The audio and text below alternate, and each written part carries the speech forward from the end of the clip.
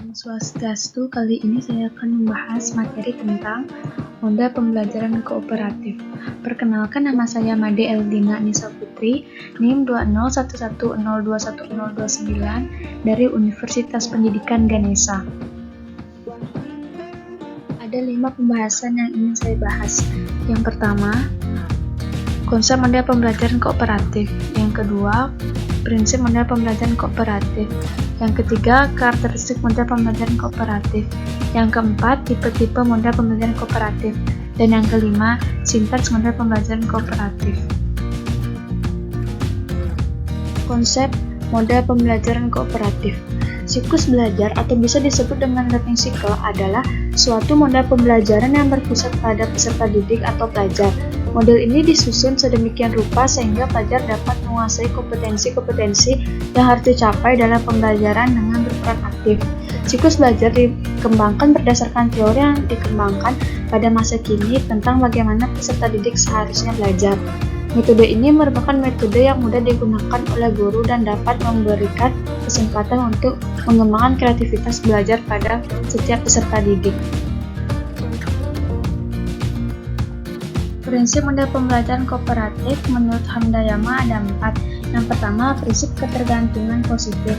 Untuk tercipta kelompok kerja yang efektif, setiap anggota kelompok masing-masing perlu membagi tugas sesuai dengan tujuan kelompoknya. Yang kedua, tanggung jawab perseorangan. Dalam hal ini, keberhasilan kelompok tergantung pada setiap anggota sehingga setiap anggota kelompok harus memiliki tanggung jawab sesuai dengan tugasnya.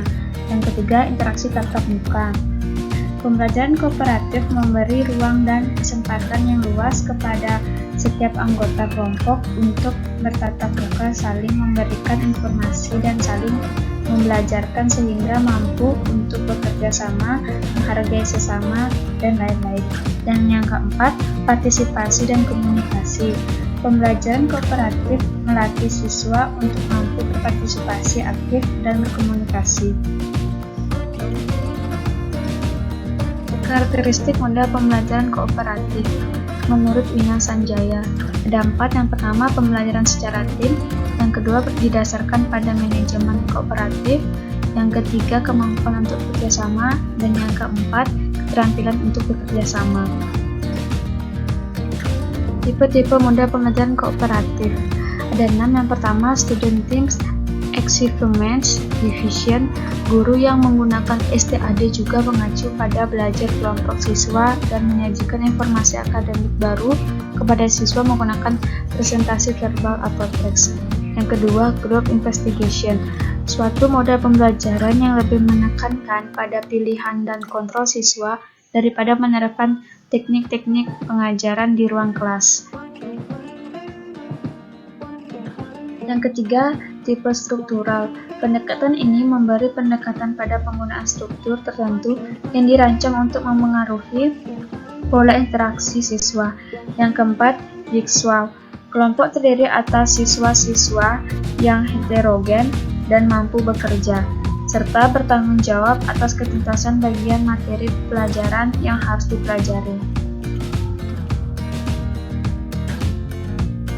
Yang kelima, teams, games, turnamen. Tipe yang melibatkan aktivitas seluruh siswa tanpa harus ada perbedaan status, melibatkan peran siswa sebagai tutor sebaya dan mengandung unsur permainan dan reinforcement. Dan yang keenam, to say, to try, memberi kesempatan kepada peserta didik untuk membagikan hasil informasi dengan kelompok lain dari pengalaman yang diperoleh. Sintaks model pembelajaran kooperatif ada 6. Yang pertama, fase 1 menyampaikan tujuan dan memotivasi siswa. Guru menyampaikan semua tujuan yang ingin dicapai pada pelajaran tersebut dan memotivasi siswa untuk belajar. Yang kedua, fase 2 menyajikan informasi. Guru menyampaikan informasi kepada siswa dengan jalan lewat demonstrasi atau bahan bacaan. Yang ketiga, fase 3 mengorganisasikan siswa ke dalam kelompok kooperatif. Guru menjelaskan kepada siswa bagaimana cara membentuk kelompok belajar dan membentuk setiap kelompok agar melakukan transisi secara efisien. Yang keempat, fase 4, guru membimbing kelompok bekerja dan belajar. Guru membimbing kelompok belajar pada saat mereka mengerjakan tugas. Yang kelima, fase 5, evaluasi. Guru mengevaluasi hasil belajar tentang materi yang telah dipelajari atau meminta setiap kelompok untuk mempresentasikan hasil kerja mereka. Dan yang keenam, memberikan penghargaan. Guru mencari cara-cara untuk menghargai baik upaya maupun hasil belajar individu dan kelompok.